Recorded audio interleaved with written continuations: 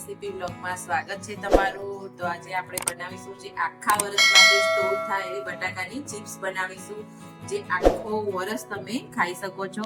તો એના માટે જે મેં લાલ બટાકા આવે છે લઈ લીધા છે આ રીતે, જો 7 થી 8 કિલો જેટલા હશે આ, અને આપણે આનાથી એક ચિપ્સ બનાવીશું। તો આ રીતે બટાકા બધા છોલી લેવાના છે। બધા બટાકાને આ રીતે આપણે છોલી લઈશું ઉપરથી, અને આપણે જે ચિપ્સ બનાવીએ છીએ એ હાથથી જ બનાવવાની છે, કોઈ જ મશીનનો યુઝ કરવાનો નથી। મશીનના યુઝ કર્યા વગર આ ચિપ્સ આપણે બનાવીશું। તો આપણે આ રીતે બધા જ બટાકાને હાથથી આ રીતે સમારી લેવાના છે, મીડિયમ થીક। અને આ જ્યારે બને છે ત્યારે જાણે આપણે ફ્રેન્ચ ફ્રાઈઝ ખાતા હોય એવો જ ટેસ્ટ લાગે છે। એવા ટેસ્ટ સાથે આખા 12 મહિનાની સ્ટોર થાય એવી આપણે બનાવીશું આ સ્નેક્સ, અને છોકરાઓને મોટાઓને બધાને ભાવશે। તો બધા જ બટાકાને આ રીતે કટ કરી લેવાના છે, ઊભી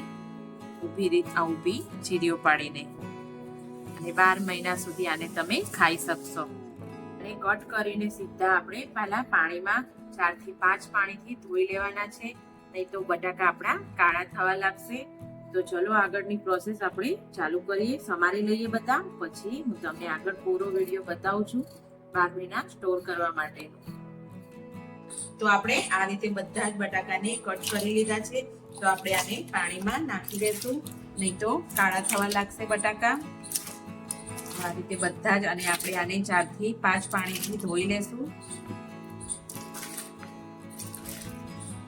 એકદમ ચોખ્ખું પાણી ના નીકળે ત્યાં સુધી આપણે ધોઈ લેવાના છે બધા જ। આપણે જે ફ્રેન્ચ ફ્રાઈઝ બનાવી છે 12 મહિનાની સ્ટોર કરવા માટેની તેને,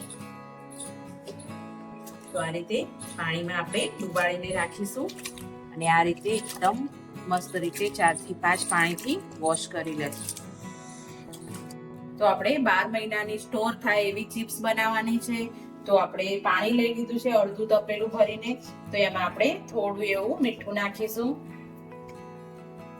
ના નાખો તો પણ ચાલે, ઉપવાસમાં ખાવી હોય, મીઠું ના ખાતા હોય તો પણ ચાલે। અને આપણે ફટકડી લઈશું, ફટકડીને આટલી બધી લઈ નાખી દઈએ આપણે, એટલે થોડી ફટકડી આપણે તોડી લેશું। ફટકડીનો ઉપયોગ વધારે નથી કરવાનો, નથી એનાથી નહીં તો વધારે જીભ આપણી તતડે છે। તો આ રીતે થોડી એવી ફટકડી લઈ અને પાણીમાં આપણે એડ કરી દેશું। વધારે ફટકડીના ઉપયોગથી મોઢાની જીભ તતડે છે, એટલે આપણે વધારે નથી ઉપયોગ કરવાનો ફટકડીનો।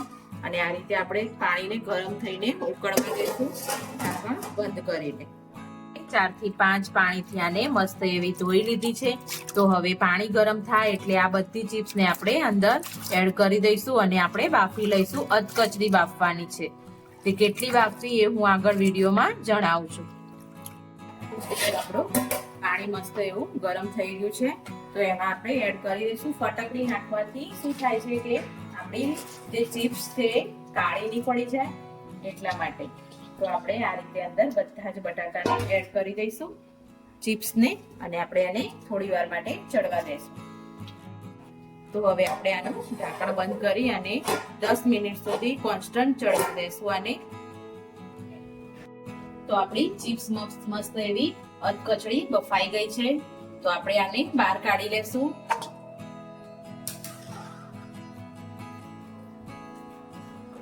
આ રીતે બધી જ ને બહાર કાઢી લેશું, અને બીજું આપણું પાછળનું તૈયાર કરી લઈશું બીજી ચિપ્સ નાખવા માટે।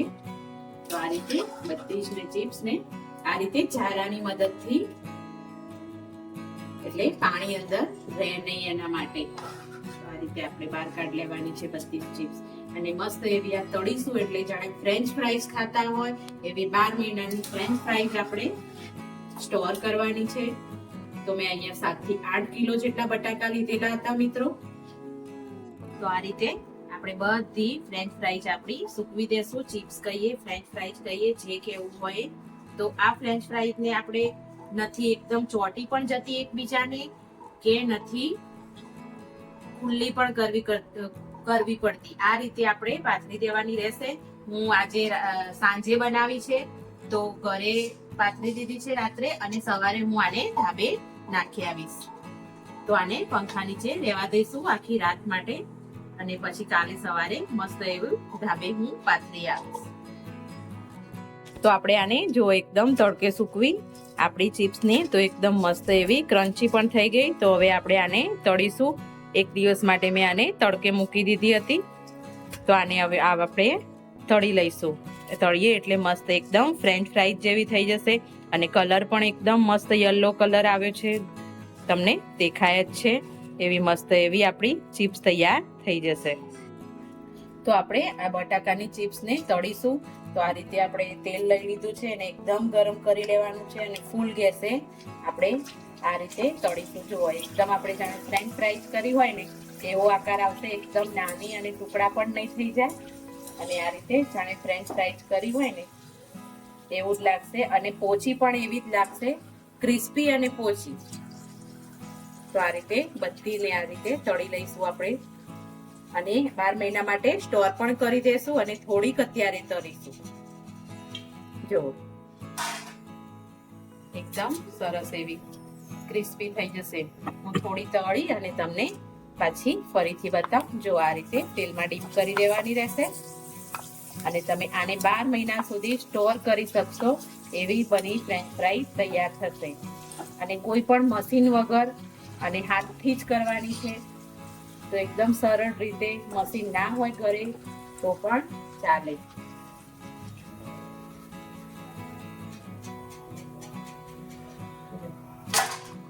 છે ને એકદમ ક્રિસ્પી થઈ છે ને.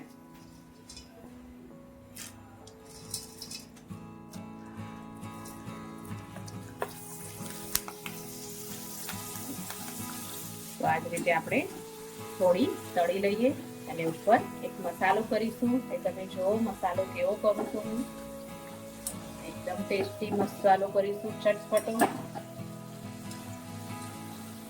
એકદમ ફ્રેન્ચ ફ્રાઈઝ કરી હોય એવી લાગે છે મિત્રો. જો જાણે બહારથી ફ્રેન્ચ ફ્રાઈઝ લાવીને તળી હોય ને એ રીતનો લુક લાગે છે આનો.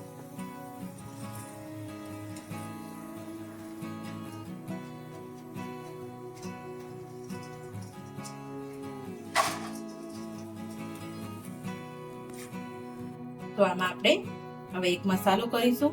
થોડું આપણે મરચું નાખીશું અંદર, અને બોરું ખાંડ દળી દીધી છે મેં, જે ખાંડ આવે છે ઘરની, એને મેં મિક્સરમાં ક્રશ કરી લીધી છે. અને આ રીતે આપણે ઉપર નીચે કરી લેશું,